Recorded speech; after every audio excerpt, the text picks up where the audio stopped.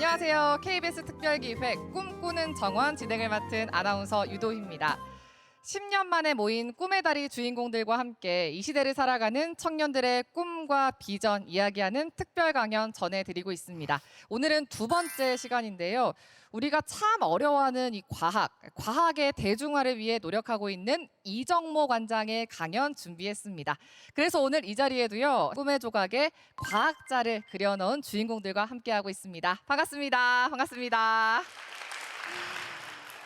오늘 이 시간이 과학자를 꿈꾸는 분들 그리고 평소에 과학이 좀 어려웠던 분들에게 유익한 시간이 될 것 같습니다.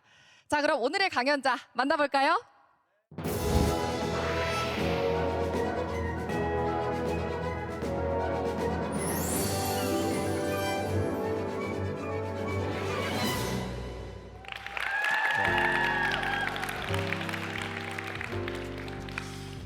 안녕하세요. 펭귄 각종과학관장 이정모입니다. 아니, 펭귄 각종과학관이 뭐야 하시는 분들 계실 텐데요. 이해합니다. 사실 그런 과학관은 없거든요. 제가 12년 동안 과학관장을 지냈어요. 서대문 자연사박물관장 5년, 서울시립과학관장 4년, 국립과천과학관장 3년.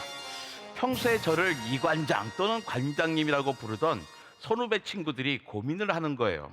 이젠 뭐라고 부르나 하고 말입니다.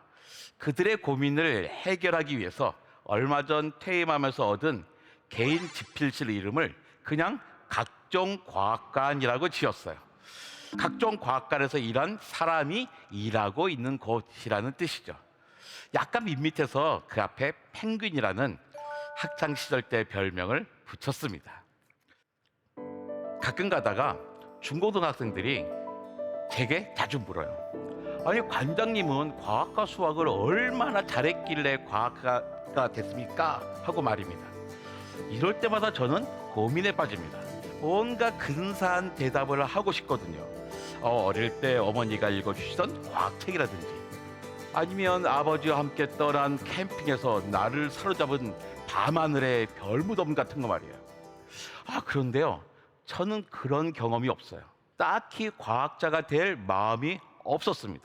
과학자는커녕 대학에 가야겠다는 생각도 하지 못했습니다. 제가 중학교 때는 인문계 고등학교보다는 공업고등학교와 상업고등학교의 커트라인이 훨씬 높았습니다. 저는 공업고등학교를 떨어지고 인문계 고등학교에 갔죠. 제 인생의 첫 번째 낙방 경험이었습니다. 인문계 고등학교에 가서는 별로 공부할 생각을 하지 못했어요. 굳이 공부해봐야 대학도 못 갈 건데 뭐하러 열심히 공부를 해? 이런 생각을 했죠. 대신 축구하느라 바빴습니다. 얼마나 축구를 좋아했냐면 캄캄해서 앞이 안 보이거나 코피가 터질 때까지 계속 축구를 했어요. 그러다가 고등학교 2학년 여름방학 때 아마 7월 30일이었을 겁니다. 신문에 대문짝만하게 졸업 정원제를 도입한다는 기사가 실린 거예요. 하지만 당시에는 대학 입학 정원이 되게 적었어요. 자세히 읽어보니 대학 입학은 쉽게 하고 졸업은 어렵게 하겠다는 겁니다. 신문을 보면서 제가 무슨 생각을 했을까요? 이젠 공부 좀 해도 되겠는걸? 잘하면 나도 대학에 갈 수 있겠어. 갑자기 신이 났어요. 당장 공부해야죠. 그래서 책가방을 들고 도서관으로 달려갔습니다. 그런데 도서관에서 책가방을 딱 열어보니 국사책 하나 달랑 들어있는 거예요. 보통 공부를 하겠다고 마음을 먹으면 어때요? 영어나 수학 같은 것 하는 거 아닌가요? 근데 어쩌겠어요. 국사책밖에 없으니 국사책이라도 읽어야지 한 거죠. 그날 저는 정말 깜짝 놀랄 경험을 합니다. 아니, 도대체 아이들이 이 시험 문제를 어떻게 맞추는 거야? 신기했죠. 그런데 말이에요, 국사책을 읽어보니까 중요한 걸 책 안에 다 들어있더라고요. 엄청난 경험이었어요. 이때부터 갑자기 공부가 쉬워 보이기 시작했습니다. 공부를 열심히 시작했어요. 제가 공부를 시작하기 전부터 수업 시간만큼은 열심히 들었거든요. 근데 아무리 정신 차리고 들어도 금방 잊어버려요. 분명히 수업 시간에는 다 이해하고 머리에 넣은 것 같은데 금방 사라져요. 그런데 복습을 했더니 달라지더라고요. 숙제만 하는 게 아니라 숙제하기 전에 미리 수업 시간에 배운 것을 먼저 복습해 봤어요. 수업 시간에 배운 걸 되새기니까 새로운 것도 알게 되고 알던 것은 머리에 더 오래 남게 되더라고요.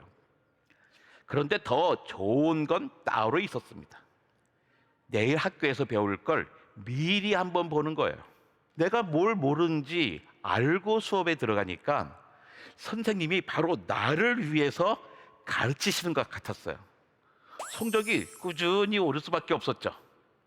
그런데요, 대학은 떨어졌어요. 조금 늦게 시작한 게 문제였죠. 내신 성적이 너무 낮았거든요. 어쩔 수 없이 재수를 했습니다. 당시에는 대학가에서 민주화를 위한 학생 시위가 계속 이어졌어요. 이미 대학 간 친구들이 너무 부러운데 이 친구들은 저를 만나면 맨날 자기 민주화 시위하면서 나라 걱정한 이야기만 하는 거예요. 좀 답답했죠. 하지만 계속 그런 이야기를 듣다 보니까 나도 덩달아 나라 걱정을 하게 되더라고요. 특히 노동운동을 하는 친구들과 이야기를 많이 나누면서 농촌 현실에 대한 것을 많이 알게 되었어요. 1970년대, 1980년대만 해도 일자리를 찾아서 농촌을 떠나 도시로 오는 사람들이 정말 많았을 때거든요. 도시로 사람들이 몰리니 저임금 노동자가 늘어나고 부의 양극화가 심화되고 도시 빈민 문제가 심각해졌죠. 결국 문제의 원인이 농촌에 있는 거야 라는 생각을 하게 됐어요. 그래서 우리나라 문제는 모두 농촌에서 시작한 것 같아. 나는 우리나라 농촌이 잘 살 수 있도록 농학을 공부해야겠다 하고 다짐을 했죠.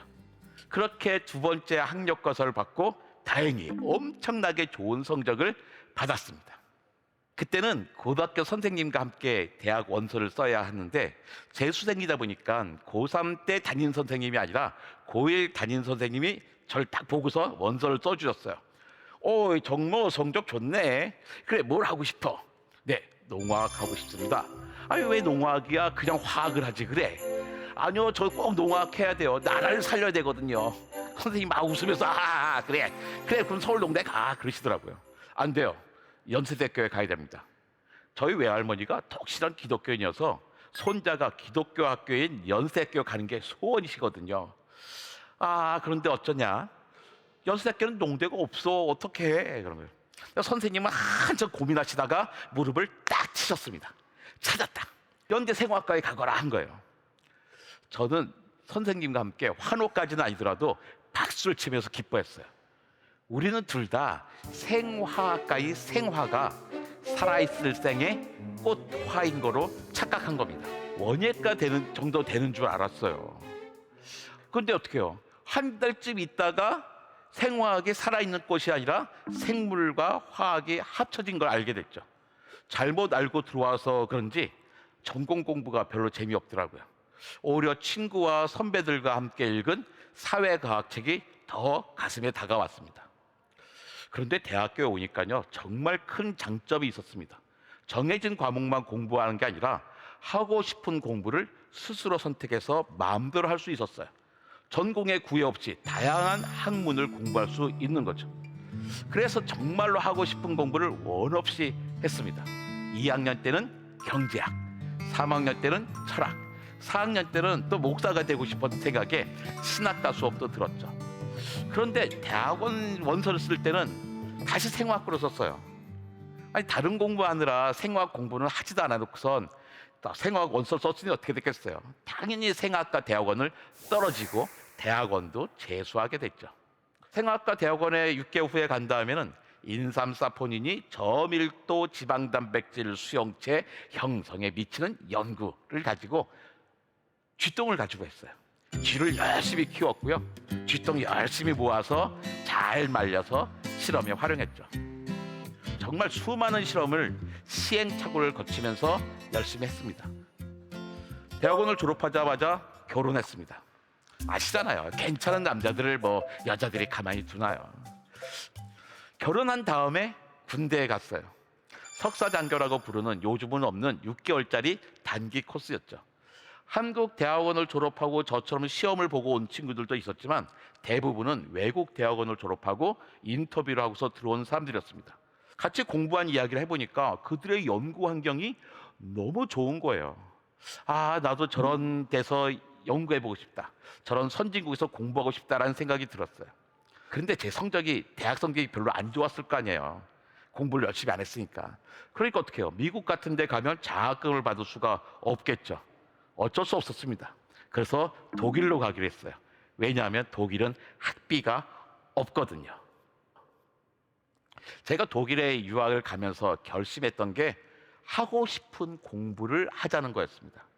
대학교 입학할 때 전공하고 싶었던 농화학 분야를 드디어 공부할 수 있는 기회가 생긴 거죠. 농촌에 도움이 되는 연구가 뭐가 있을까 고민하다가 농약을 대신한 대체 물질 연구를 선택했어요.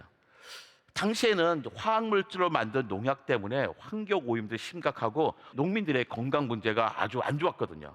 그래서 저는 화학물질로 만든 농약 말고 페로몬을 합성해서 써보자라는 생각을 했어요. 여러분 호르몬 아시죠? 호르몬은 몸 안에서 서로 전달되는 신호물질이잖아요. 페로몬은 몸 바깥으로 나오는 신호물질이에요. 적들이 나타났다. 저거 맛있겠는데? 아니야, 나 안 익었어. 내 사랑을 받아줘. 이런 대화를 곤충끼리, 식물끼리, 또 곤충과 식물이 서로 대화하는 화학물질입니다. 그런데 한국에서 제가 열심히 공부 제대로 하지 않았잖아요. 그런 제가 독일이라고 공부를 갑자기 잘했을까요? 정말 근근히 쫓아갔습니다. 그런데 1999년이 끝날 무렵 잡지 퀴즈 하나가 제 인생을 바꿔버리는 일이 있었어요. 잡지에 새천년 맞이 퀴즈 문제가 나왔어요. 10문제를 모두 맞춘 사람 가운데 추첨을 해서 무려 30명에게 노트북 컴퓨터를 주겠다는 겁니다. 요즘은 노트북 컴퓨터가 아무것도 아니지만 당시는요, 아직 제 지도 교수님도 노트북 컴퓨터가 없을 때였어요.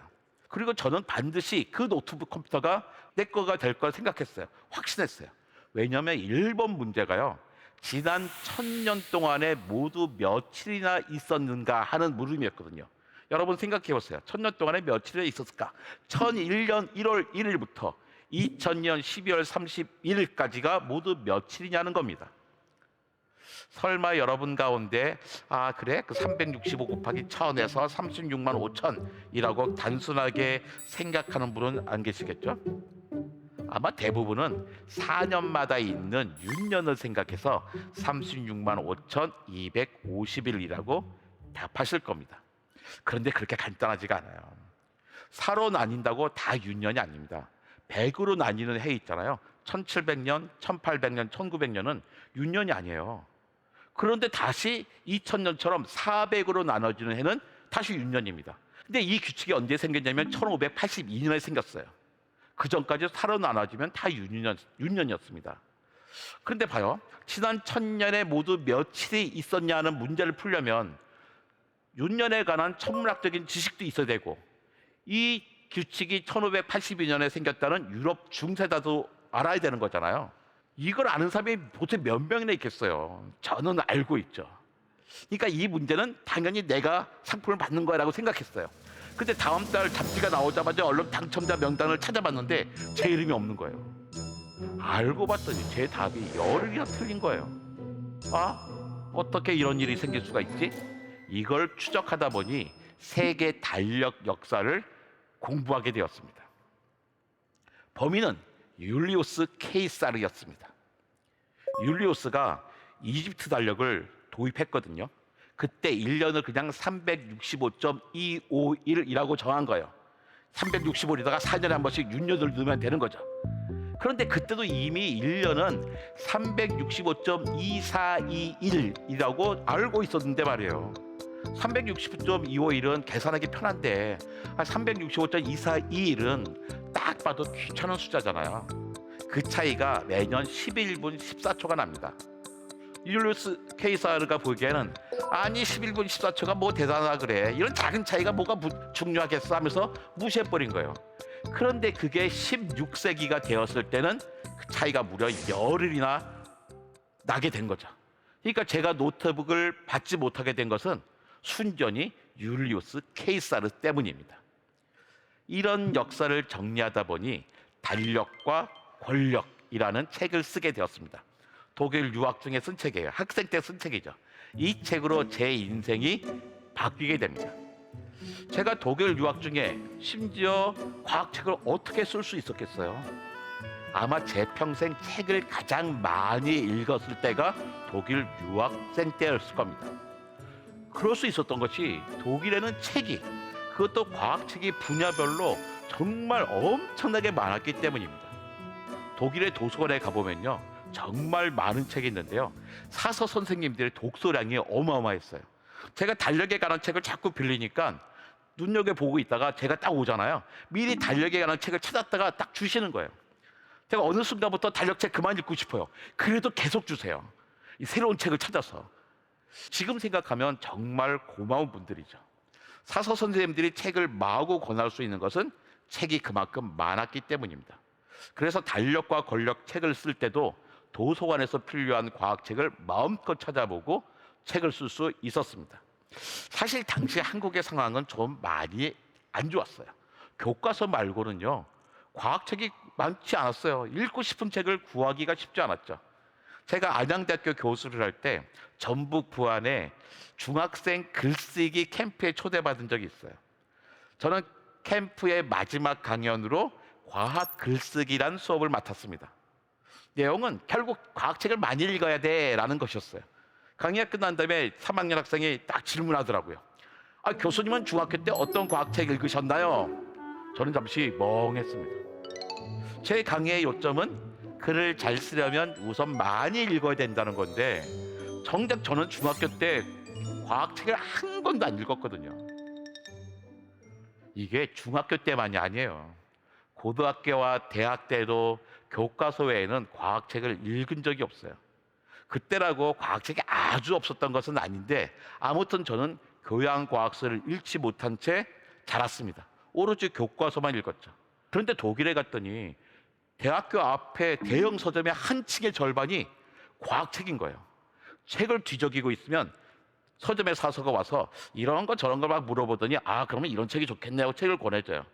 전 독일에 가서야 물리학, 화학, 생물학, 천문학, 해양학, 지구과학, 환경, 과학사 같은 다양한 분야의 과학책을 실컷 보게 되었습니다. 그러면서 제가 꿈을 바꿨습니다. 잘 하지도 못하는 과학 연구에 매달리기보다는 과학책을 써서 세상 사람들에게 과학을 알려주는 게 어떨까 하고 생각했죠. 학창 시절부터, 대학 때부터 가르치는 건 자신이 있었거든요. 제가 처음 과학을 알려드린 대상이 저희 엄마였어요. 제가 대학교에 딱 입학하고 나니까 아들이 학교에서 뭘 공부하는지 엄마가 궁금하잖아요. 정모야, 오늘은 뭘 배웠니? 하고 물어보세요. 대학교에서는 하루에 배운 양이 정말 많거든요. 어떻게 하지? 하다가 엄마가 물으면 하나씩 이야기했어요. 옆에서 엄마가 막 다림질하고 있으면 옆에서 뒹굴거리면서, 엄마, DNA라는 게 있어요. DNA는요, 막 이렇게 생겼는데요, 제가 엄마도 닮고 아버지도 닮았잖아요. 이게 바로 DNA에 있는 유전자가 어쩌고 저쩌고, 이런 이야기를 엄마한테 했습니다. 그런데 엄마가 정말로 재밌어하면서 들으시는 거예요. 정모야, 너는 가르치는 재주가 있으니까 교회에서 하는 야학 선생님을 하면 좋겠다, 그러시는 거예요. 엄마의 권유로 야학 선생님이 되었습니다. 우리 야학의 이름은 연동 청소년 학교였습니다. 학교 이름에 청소년이라는 세 글자가 들어있지만 실제로는 우리 같은 대학생 또래의 노동자들이 학생이었죠. 근데 그 사람들은 하루에 10시간은 기본이고 어떨 때는 12시간 이상도 일하는 날이 많았어요. 그런 노동자들이 배움의 열망을 가지고 모인 거죠. 여러분, 학교에서 수업 들을 때 졸리죠? 몸 컨디션이 좋아도 졸려요. 원래 그런 거예요. 배울 땐 졸려요. 그런데 하루 종일 일을 하고 온 사람들은 어떻겠어요? 그때 저는 생각했습니다. 수업은 무조건 재밌어야 된다. 그렇다고 해서 단순히 재밌기만 하면 안 되지. 배운 걸 꼭꼭 머릿속에 집어넣어야 하고 검정고시도 붙게 해줘야 된다고 다짐했어요. 그리고 이렇게 힘들어서 공부하는데 보람이 있어야 되잖아요. 야학 학생을 위해서요, 교과서를 다시 쓰고 몇 번씩 수업을 연습하고, 또 힘들어하면 어떤 재미있는 이야기로 분위기를 깨워야 될지 미리 준비했어요. 그리고 이해했는지 또 암기했는지 확인하기 위해서 퀴즈도 만들었습니다. 그래서 독일에서 책을 출판하고 나서 앞으로 어떤 일을 하며 살까 하고 고민을 할 때 대학생 때 야학 교사로 가르치는 일에 보람을 느꼈던 경험이 새롭게 다가오더라고요. 아이고, 실험도 잘 안 되고 난 연구에 재능이 없는 것 같아. 아니, 이렇게 과학을 좋아하고 재밌어하고 공부는 잘하는데 왜 난 실험을 못하지? 좋아, 못하는 것에 목매지 말고 잘하는 걸 하자. 그래, 과학책을 쓰고 교양 과학을 가르치는 일을 하면 좋겠어. 아, 이런 일을 뭐라고 하지? 그때 사이언스 커뮤니케이터가 되자라고 결심했습니다. 그런 결정을 내리고 나니까 앞으로 내가 해야 될 일이 쫙 보이더라고요. 과감히 독일 유학생 생활을 청산하고 귀국했습니다. 한국에 돌아와서 처음 쓴 책이요, 여러분들 기억할지 몰라요. 해리포터 사이언스, 그리스 로마 신화 사이언스, 바이블 사이언스, 삼국지 사이언스 같은 책들이었죠. 역시 시작은 책이더라고요. 드디어 제가 어린이, 청소년, 시민들과 함께 과학 이야기를 하게 된 겁니다. 정말로 사이언스 커뮤니케이터가 된 거예요. 그러고 있다 보니까 대학교에서도 교수로 오라고 해서 대학 교수 생활도 시작하게 되었어요. 교수 생활도 재밌었습니다. 주로 이제 문과 계열의 학생들에게 현대 문명과 과학기술, 과학사, 과학과 종교의 대화 같은 과목을 강의했어요. 그런데요, 교수 생활이 재밌기는 하지만 너무 바쁘더라고요. 아, 내가 연구할 것도 아닌데 왜 교수 생활을 하면서 이렇게 바빠하지? 이런 생각이 들었어요. 그래서 교수를 그만두고 2년간 글만 쓰기로 하고 글만 쓰고 있었습니다. 근데 무슨 문제가 생긴 줄 알아요? 글만 쓰니까 통장에서 돈이 성큼성큼 빠져나가는 거예요. 슬슬 걱정이 되기 시작했죠. 이때 우연히 서대문 자연사 박물관에서 관장을 뽑는다는 사실을 알게 됐어요. 서대문 자연사 박물관은 제가 좋아했던 곳입니다. 독일에서는 큰딸과 함께 자연사 박물관에 자주 갔었는데 한국에는 없어서 섭섭했어요. 그런데 귀국한 이듬해인 여름, 그러니까 2003년 7월에 서대문 자연사 박물관이 개관해서 자주 갔죠. 근데 그런 공간에서 관장을 뽑는다니까 어떡해요? 지원했죠. 당연히 붙었습니다. 저는 어린 시절에 낙방을 많이 했잖아요. 고등학교 떨어졌지, 대학교 떨어졌지, 대학원 떨어졌지, 또 운전면허 시험은요 1년 내내 떨어졌어요. 유학 가서도 한 번에 붙은 시험이 별로 없어요. 그러니까 낙방도 총량이 있는 것 같아요. 귀국 후에는 한 번도 떨어지지 않았습니다. 서대문 자연사 박물관 관장이 돼서 가장 먼저 한 일이 뭐냐면 유치원과 초등학교에 보내던 관람 협조 공문을 보내지 않은 겁니다. 자연사는요 숫자가 커요. 우주의 역사 137억 년, 지구의 역사 46억 년, 또 생명의 역사 38억 년. 고생대가 시작한 시점은요 무려 5억 4,100만 년 전이에요. 공룡이 멸종한 것은 6,600만 년 전이고요. 숫자가 너무 커서 감을 잡기가 어렵습니다. 제법 자연사를 이해하려면 적어도 초등학교 고학년은 되어야 합니다. 그런데 선생님이나 이제 부모님들이 초등학교 고학년이나 중고생에게 얘들아 서대문 자연사 박물관 한번 갈까 하면 아이들은 아이고 선생님 거기 4번이나 벌써 갔다 왔어요 하는 거예요. 그러니까 유치원 때 와서 공룡 밑에서 사진 찍고 간 기억이 아주 강하다 보니까 또 맨날 같은 공룡 밑에서 사진 찍다 보니까 그냥 지겨운 곳이 되고 말았죠. 두 번째로 제가 한 건 떠들지 마시오, 뛰지 마시오, 이런 팻맛을 다 없앤 겁니다. 좀 뛰면 어때요? 좀 떠들면 어때요? 아니 그 어마어마하게 커다란 아크로칸토사우루스를 봤으면 좋아서 막 팔짝팔짝 뛰면서 엄마 이것 좀 봐요, 사진 좀 같이 찍어요 하는 게 맞지. 아크로칸토사우루스를 보고서도 중생대 백악기 후기 수강류 공룡으로서 손가락이 3개군요 이렇게 말하는 게 정상은 아니잖아요. 서대문 자연사 박물관에서 제일 재밌었던 일은 공룡 밑에서의 하룻밤이란 프로그램을 만든 거예요. 자연사 박물관이 고즈넉한 곳이 아니라 온 가족이 함께 뛰어놀면서 뒹굴면서 자연사를 배우고 느끼는 곳으로 만든 프로그램이죠. 가족이 함께 참여하는 프로그램인데요. 몇 가족이 한 팀이 되어야 돼요. 팀 이름도 정하고 팀장도 뽑고 구호도와 깃발도 만듭니다. 처음에는 아빠들 표정이 따뜻뜨름했어요. 이게 뭐야, 왜 이런 데를 데리고 왔어 했죠. 그런데 시간이 조금 지나면 아빠들이 더 열심히 합니다. 꼭 이겨야 된다는 승부욕이 넘쳐요. 과학관을 문화로 즐기는 곳으로 만들었어요. 한쪽에서는 아유 과학관을 왜 시장판으로 만들었어 라고 욕도 먹었지만요, 다른 쪽에서는 칭찬도 받았고 많은 박물관과 과학관이 따라하는 프로그램이 되었습니다. 제가 두 번째로 일한 것은 서울시립과학관입니다. 건물을 막 짓고 있을 때 관장으로 갔어요. 건물을 올리고 전시와 교육 프로그램을 함께 만들었습니다. 저는 이때 전혀 다른 과학관을 만들고 싶었어요. 어린이를 위한 과학관이 아니라 청소년을 위한 과학관. 어린이를 위한 과학관은 많잖아요. 또 보는 과학관이 아니라 실제로 하는 과학관을 만드는 게 제 목표였습니다. 이런 목표를 이야기하니까 많은 분들이 걱정하시더라고요. 아니, 청소년들은 학원에 가야지 과학관에 갈 시간이 어디 있습니까? 그런데요, 청소년들은 시간이 없는 게 아니라 갈 곳이 없더라고요. 전시와 교육을 청소년에게 딱 맞춰서 준비하니까 어린이들이 돌아와요. 원래 아이들이 많으면 청소년들은 거기가 자기 자리가 아니라고 생각하잖아요. 원래 청소년들 허세가 있습니다. 아이고, 아닌 것 같잖아요. 맞아요. 허세가 있어야 청소년이에요. 서울시립과학관은 청소년을 위한 과학관으로 성공했어요. 또 하나가 보는 과학관이 아니라 하는 과학관으로 하자고 했어요. 그러니까 또 많은 사람들이 물어봐요. 아니, 하는 과학관 뭐 해외 선진 사례가 있습니까? 하고 묻는 거예요. 아니, 우리가 21세기의 과학관을 지으면서 왜 20세기에 세워진 과학관 흉내를 내야 될까요? 우리가 만들면 선진 사례지 왜 선진 사례를 찾아야 돼요? 그냥 우리가 새롭게 만들면 됩니다 하고 만들어냈어요. 제가 성공했습니다. 서울시립과학관은 전시도 흥미롭지만 좋은 실험실에서 멋진 실험을 할 수 있는 곳이 되었어요. 저는 작지만 최고의 과학관이라고 생각합니다. 제가 얼마 전까지 일했던 국립과천과학관은 우리나라에서 가장 큰 과학관이에요. 147개의 과학관 중에 제일 큽니다. 또 실질적으로는 아시아에서도 가장 큰 과학관이에요.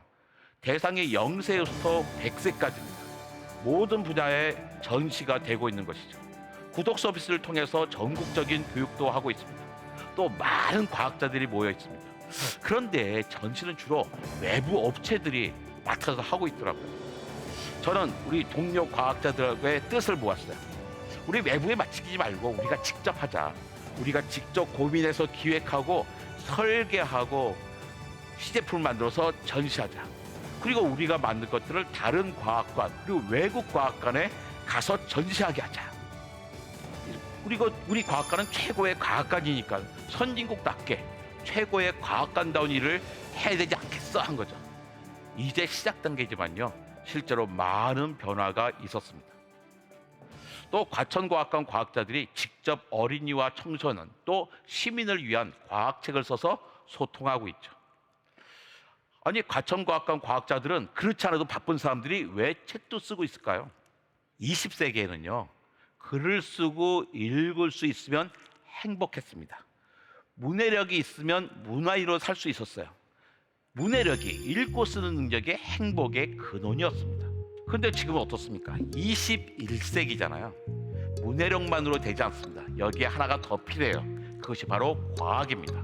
21세기는 과학의 시대니까요. 과학 문해력을 갖춰야 문화인으로 살 수 있고 행복할 수 있습니다. 여러분, 한번 물어보겠습니다. 천문학자 갈릴레오 아시죠? 천문학자 갈릴레오와 생화학자 이정모를 비교하면 누가 천문학을 더 많이 할까요? 여러분, 어떻게 생각하십니까? 무슨 말씀이세요? 제가 훨씬 더 많이 알아요. 아니, 300수십 년 전에 살았던 갈릴레오가 알아야 얼마나 알았겠어요. 초속 370m, 초속 30km, 초속 230km. 이게 뭘까요? 초속 370m는요, 대략 서울 사람들이 자전하는 속도입니다. 초속 30km는 지구가 공전하는 속도예요. 지구는 태양을 1초에 30km씩 날아가면서 돌고 있어요. 우리는 못 느끼지만 엄청난 속도죠. 초속 220km는 태양이 돌고 있는 속도예요. 태양이라고 가만히 있는 게 아니거든요. 태양은 우리 은하의 중심을요 2억 2,500만 년에 한 바퀴씩 돕니다. 이때 초속 220km 날아가는 거예요. 태양이 초속 220으로 날아가고 있어요. 지구는 그걸 쫓아가면서 초속 30km 돌고 있어요. 어휴, 이거 얼마나 힘들어요, 지구가. 달은 또 얼마나 힘들겠어요. 갈릴레오가 이걸 알았을까요? 몰랐어요. 저는 압니다. 여러분도 이제 알잖아요. 우리가 갈릴레오보다 훨씬 많이 합니다. 제가 가장 존경하는 과학자는 찰스 다윈입니다. 찰스 다윈과 비교하면 누가 진화 이론을 더 많이 할까요? 여러분 이미 눈치챘겠지만 제가 훨씬 많이 합니다. 찰스 다윈 선생님은요, 유전학을 몰랐어요. 다윈 선생님은요, 유전 법칙은커녕 DNA, RNA, 유전자, 효소 이런 거 몰랐어요. 우리가 훨씬 더 많이 합니다. 자, 그런데 이제 질문을 바꿔볼게요. 갈릴레오 갈릴레와 이종모를 비교하고 찰스 다윈과 이종모를 비교할 때 누가 더 훌륭한 과학자일까요? 여러분이 차마 미안해서 대답을 못하는 거잖아요. 당연히 그분들이 더 훌륭하죠. 찰스 다윈 전기 있잖아요. 갈릴레오 전기 있죠. 왜 전기 있어요? 훌륭한 사람이니까. 이종모 전기 있을까요? 없어요. 지식으로 따지면 그들은 저를 쫓아올 수가 없습니다. 하지만 훌륭함을 치면 저는 절대로 그분들의 그야말로 손톱에 때밖에 안 되는 사람이에요. 왜냐하면 과학이란 것은 지식이 아니거든요. 과학은 지식이 아니라 생각하는 방법입니다. 칼 세이건이 말씀하신 겁니다. 코스모스 쓴 칼 세이건이 얘기했어요. 과학은 지식이 아니라 생각하는 방법이라고요. 생각하는 방법이란 뭘까요? 간단히 말하면요, 의심하고 질문하는 겁니다. 믿는 게 아니라 의심하고 질문하는 거예요. 그런데 의심하고 질문하면 상대방이 기분이 좋겠어요? 기분이 안 좋잖아요. 그래서 과학자들은 토론할 때 나름대로 규칙이 있습니다. 첫 번째 단계는 뭐냐면요, 우선 나가 너 말 잘 들었어, 내 말이 맞지? 라고 이야기하는 거예요. 난 너를 오해하지 않았어 뜻이에요. 이걸 확인하기 위해서 상대방 말을 반복하고 듣는 거죠. 만약에 오해했다면 고쳐주면 되겠죠. 두 번째 단계는 뭐냐면, 이게 아주 중요한 건데요, 칭찬하는 겁니다. 어휴, 어떻게 그런 생각을 하셨어요? 정말 훌륭한 생각입니다. 야, 정말 멋진데요. 저도 그렇게 생각하려고요. 상대방 이야기를 되풀이하고 또 상대방을 칭찬만 한다고 이게 토론은 아니잖아요. 이때 잘못된 것을 의심하고 질문해야죠. 다만 이런 거는 좀 아니지 않습니까? 라고 물어보는 겁니다. 공손하게. 과학적인 대화법이란 정리하자면 의심하고 질문한 겁니다. 이게 쉽지가 않아요. 기본적으로 겸손한 태도가 있어야 가능한 겁니다. 그렇다면 겸손이란 뭘까요? 겸손이란 자신의 지식과 본능의 한계를 인정하고 모른다고 말한 것을 거리끼지 않는 것이자, 새로운 사실이 밝혀지면 기존에 가졌던 자신의 생각을 기꺼이 바꾸는 겁니다. 뭔가 천동설주의자가 뭔가 복잡한 이야기를 막 했어요. 이 이야기를 들은 사람은 지동설주의자가 말해요. 그러니까 당신 말씀은 이러저러 하다는 거잖아요. 그러니까 당신 말씀은 천체로 완벽하고 변화가 없다는 거잖아요. 대신 설명해줘요. 내 말이 맞죠? 당신 내 말을 아주 잘 들었군요 하는 거죠. 이미 선동설주의자는 호감이 생겼어요. 자기 말 잘 들었으니까. 이때 지동설주의자가 칭찬합니다. 정말 대단하십니다. 제가 어젯밤이에요. 밤하늘을 봤어요. 밤하늘을 봤더니 100년 전 하늘, 200년 전 하늘과 똑같더라고요. 그걸 제가 어떻게 알았겠어요? 100년 전 천문도, 200년 전 천문도 밤하늘을 그려뒀던 그 별자리 지도를 보니까 어저께랑 똑같으니까 그걸 제가 아는 거죠. 그때 그 옛날에 아리스토텔레스 선생님은, 천동설주의자께서는 천문도도 없이 그걸 어떻게 알았을까요? 야, 정말 아리스토텔레스 선생님 훌륭하지 않습니까? 통찰력이 끝내주세요. 저는 스스로 아리스토텔레스의 제자라고 생각합니다. 지동설주의자에게 칭찬을 받은 천동설주의자는 정말 기분이 좋아졌을까요? 아니, 지금 토론하는 상대방인 줄 알았는데 자기도 우리 아리스토텔레스의 제자라고 생각한다는 거야? 이쯤 되면 우린 같은 편이잖아, 그런 거죠. 그러니까 신뢰도가 아주 높아졌죠. 그러면서 귀가 더 활짝 열리게 됩니다. 이때 3단계가 시작됩니다. 잘못을 지적하고 자기 뜻을 펴는 거죠. 그런데 말입니다, 제가 하늘을 봤어요. 그랬더니 전에는 없던 초신성도 보이고, 태양에서는 흑점이 왔다 갔다 하네요. 그리고 보이지 않던 혜성도 갑자기 나타났어요. 저도 아리스토텔레스 선생님처럼 천체는 완벽하고 변화가 없다고 생각해요. 하지만 그렇다고 해서 100% 완벽한 건 아니고 요만큼 정도는 변할 수 있는 거 아닐까요? 그죠? 상대방의 이야기를 반복하면서 제대로 이해했는지 확인하고 칭찬하고 살짝 반박하면서 자기 주장을 펴는 겁니다. 그런데요, 이렇게 대화한다고 끝이 아니에요. 더 중요한 게 따로 있습니다. 바로 자신의 생각을 바꾸는 것. 이게 정말 중요합니다. 과학은요, 진리가 아닙니다. 과학은 의심에 대한 잠정적인 답일 뿐이에요. 자, 봅시다. 옛날에 가장 작은 입자가 뭐였습니까? 원자였죠. 근데 원자가 정말 제일 작나요? 원자 안에 뭐가 있어요? 원자 핵이 있잖아요. 원자핵은 또 뭐로 돼 있어요? 양성자와 중성자로 돼 있어요. 양성자와 중성자 또 뭐로 돼 있어요? 쿼크로 돼 있잖아요. 쿼크가 과연 끝일까요? 우리는 모릅니다. 잠정적으로 우리가 지금까지는 쿼크가 끝이라고 합의하고 있을 뿐이죠. 과학은 이런 식으로 발전합니다. 앞에 있었던 이론이 잘못됐다, 틀렸다는 것을 밝히면서 발전해요. 그러니 과학은 겸손할 수밖에 없죠. 다시 말하지만 과학은 진리가 아닙니다. 과학은 의심에 대한 잠정적인 답일 뿐입니다. 그게 바로 과학자들이 갖고 있는 태도입니다.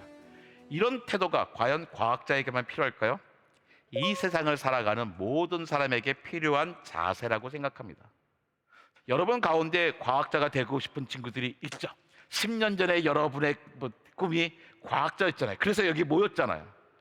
그런데 여러분이 꼭 과학자가 될 보장이 있을까요? 별로 없어요. 과학자들 가능성이 그리 많지 않습니다. 하지만 그 소망을 가졌다는 건 정말로 중요해요. 가끔가다 청소년들에게 물어요. 앞으로 뭐가 되고 싶어요?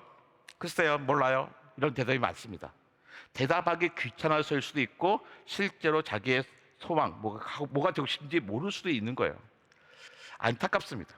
당장 뭐가 하고 싶은 건 반드시 있어야 돼요. 그래야 내가 살아 움직이거든요.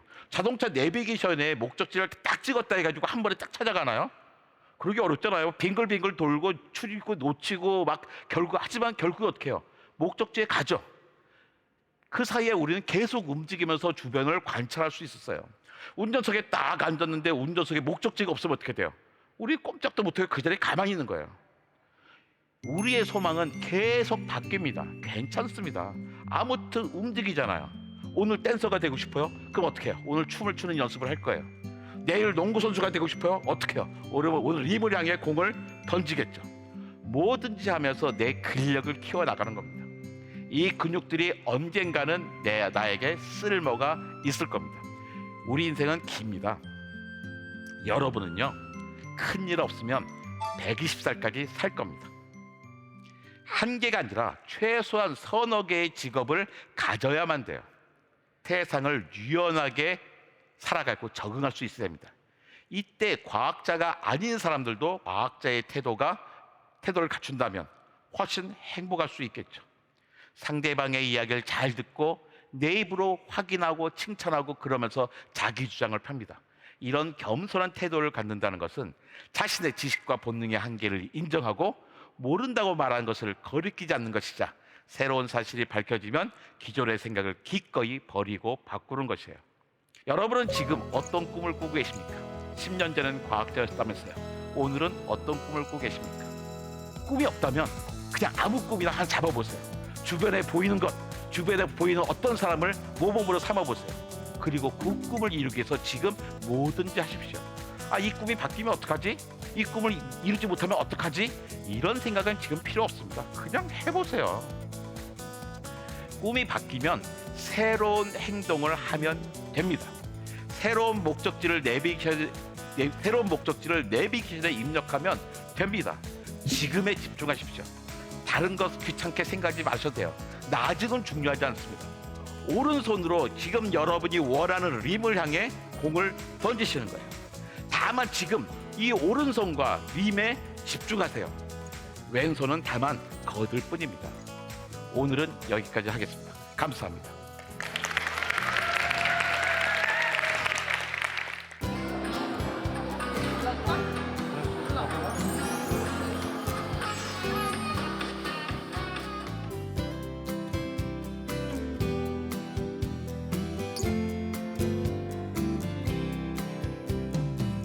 자, 거기 앞에 가운데 보면 안에 있는 소문을 꺼낸 안에다가 프레파라트를 끼워 넣어.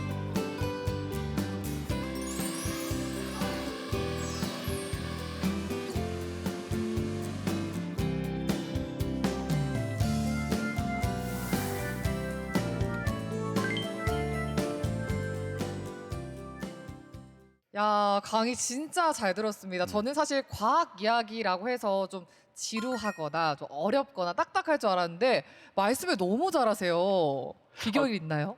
무슨 특별한 비결이 있는 건 아니고요. 오늘 10년 전에 그 과학 꿈나무였던 친구들이 초롱초롱하게 저를 봐주고 웃어주고 하니까 저도 신이 나서 열심히 했던 것 같습니다. 야, 수업은 재밌어야 된다고 하셨는데 정말 재밌었습니다. 감사합니다. 또 무엇보다 과학책을 많이 쓰셨잖아요. 네. 그것도 과학의 대중화를 위해서인 거죠. 네, 그렇습니다. 저는 과학이 정말 좋더라고요. 내 생각을 바꿔주고 세상을 명랑하게 해줄 수 있는 것 같아요. 그래서 이 생각을 많은 사람들과 같이 나누고 싶었습니다. 그러니까 우리가 과학책을 읽는 이유는 반드시 과학자가 되기 위해서가 아니라 과학자들과 같은 방식으로 세상을 대하는 태도를 갖기 위해서입니다. 과학자가 세상을 바라보는 태도에 대해서도 많이 얘기를 해주셨는데 네. 그러면 과학자를 꿈꾸는 친구들에게 선배 과학자로서 해주고 싶은 말씀 있으시다면요? 그 과학은 절대로 혼자 하지 못하는 거예요. 그런 과학은 없습니다. 여러분이 나중에 과학자로 성장하고 싶다면 바로 옆에 있는 친구들과 협력을 잘할 수 있어야 됩니다. 내 옆 친구들과 내가 얼마나 소통을 잘하느냐가 나중에 내가 과학자로 성공하느냐 아닌가를 결정하게 될 거예요. 그 연습을 지금부터 하기 바랍니다. 바로 옆에 있는 친구를 사랑하십시오. 네, 과학자가 되려면 소통이 참 중요하다라고 얘기해 주셨는데 그러면 오늘도 관장님도 우리 미래 과학자분들과 소통하는 시간 한번 가져보겠습니다. 네, 기대하겠습니다. 우리 혹시나 이정호 관장님께 궁금한 점 있는 친구들은 자유롭게 손들어서 질문 받겠습니다. 안녕하세요. 지금 고등학교 2학년인 김아연입니다. 어릴 때부터 공부하는 거를 별로 좋아하진 않았는데 항상 과학 시간에는 항상 재밌게 들었거든요. 근데 학년이 올라가고 과학이 점점 어려워지면서 이제 시험 성적도 잘 안 나오고 했는데 혹시 과학 공부를 좀 더 쉽게 할 수 있는 방법이 있나 물어보고 싶습니다. 맞아요. 과학 공부 쉽게 하는 방법이 있습니까? 과학 어렵죠. 근데 사실 과학만 어려운 거 아니잖아요. 영어도 어렵고 수학도 어렵고 역사도 어렵고 다 어렵습니다. 근데 과학은 유난히 어렵다고 느껴지는 게 이유가 있어요. 다른 건 아무리 어려워도 우리가 평상시에 사용하는 일상 언어로 되어 있습니다. 근데 과학은 수학이라고 하는 비자연적인 언어로 되어 있잖아요. 기본적으로 언어가 다르기 때문에 일단 무조건 어려운 거예요. 그러니까 어떻게 조금 더 많은 시간을 투자해야 되고 마치 외계어를 배운다 생각하고 한번 해보시면 시간이 필요해요. 근데 어느 순간 탁 차고 올라가는 순간이 있습니다. 그때를 조금만 다 팠어요. 여기가 끝인데 요만큼만 남았는데 마지막 한 발짝 두 발짝 안 가는 경우가 많거든요. 조금만 더 해보십시오. 그 다음에 또 교과서를 벗어나는 거 되게 중요한 것 같아요. 교과서 말고 다양한 교양 과학서를 읽어보시면 훨씬 과학에 대해서 흥미를 가질 수 있을 것 같습니다. 안녕하세요. 관장님의 오랜 팬입니다. 감사합니다. 관장님을 평소에 유튜브로 많이 접했는데 관장님은 과학에 대해서 모르는 게 없으시는 것 같더라고요. 평상시에 과학에 대해서 많이 알아주는 게 살아가는 데 유익할까요? 기본적인 사항인 것 같아요. 기본적으로 우리가 숨을 쉬는 것처럼 요즘 저거 있잖아요. 챗 GPT 이런 거 나오면서 인공지능이 엄청나게 발전하고 있잖아요. 근데 거기도 좋은 질문을 해야 좋은 답이 나오더라고요. 근데 그 좋은 질문 안에는 과학적인 내용들이 포함돼야 돼요. 과학적인 내용을 담아서 하면 훨씬 더 좋은 성실한 답을 해줍니다. 그러니까 우리가 인공지능 시대에 살아나갈 때 인공지능과 친하게 지내려면 과학이 필요할 겁니다. 안녕하세요. 승평중 다니는 1학년 김연우라고 합니다. 관장님의 목표가 과학의 대중화라고 하셨는데 네. 관장님이 말씀하시는 과학의 대중화란 무엇인지 궁금합니다. 정말 중요한 질문입니다. 과학의 대중화란 과학을 낮게 끌고 오는 게 아니고요. 대중들이 과학을 점점 더 훨씬 높게 다가가는 겁니다. 그러니까 제가 생각하는 과학의 대중화란 사람들이 숫자로 세상을 살펴보면서 합리적인 생각을 해서 좀 더 명랑한 사회를 만들겠다 하는 마음을 갖는 게 과학의 대중화라고 생각하고 있어요. 야, 멋진 질문에 멋진 답변이었습니다. 제1고등학교 2학년 재학 중인 이정빈이라고 합니다. 네. 저는 지금의 제 목표는 대학인 것처럼 관장님의 이제 가까운 꿈의 목표가 어떻게 되시는지 궁금합니다. 제가 이제 퇴임한 지 딱 한 달 됐거든요. 그래서 저는 지금 사실 퇴임하기 전까지는 정말 정신이 없었어요. 그래서 어떤 게 꿈이 될까를 사람들한테 막 듣고 있죠. 아, 난 유튜브를 하면 좋겠어. 어떤 사람은 이렇게 방송 프로그램 맡아서 하지, 아니면 계속 다니면서 중고생을 만나지, 막 그런 건데요. 뭐가 어떤 방식으로 하든지 상관없이 이제는 시민들과 좀 더 최대한 많이 만나고 싶어요. 질문을 많이 받아보고 싶어요. 내가 강의하는 것보다. 그래서 강의 시간은 점점 줄이고 질문 시간이 긴 모임들을 많이 갖고 싶습니다. 네, 관장님의 멋진 꿈까지 잘 들었습니다. KBS 광주 특별기획 꿈꾸는 정원 두 번째 강의 마칠 시간입니다. 다음 시간 꿈꾸는 정원 강연자는요. 최근 1인 미디어에서 아주 활발하게 활동하고 계신 분입니다. 뛰어난 성대모사 연기로 남녀노소 모두에게 사랑받는 스봉만 성우 김보민 씨의 강연 준비되어 있는데요. 다음 시간도 많이 기대해 주시고요. 오늘 멋진 강연 해주신 이정모 관장님 그리고 함께해 주신 미래의 과학자 여러분 정말 고맙습니다. KBS 특별기획 꿈꾸는 정원 3부에서 다시 찾아뵙겠습니다. 감사합니다. 과학에 관심이 있었는데 그래도 되게 재밌었고요. 다음에도 한다면 보러 갈 수 있을 것 같습니다. 과학관에서 시끄럽게 떠들어도 된다고 하시고 이런저런 프로그램들을 진행하신다고 하셔서 저도 한번 가보고 싶었어요. 관장님께서 경험 이야기를 되게 많이 해주셔서 그에 대해서 꿈에 한 번 더 확신을 가질 수 있게 되었고 좀 더 자세히 알게 되어서 되게 좋은 시간이었던 것 같습니다.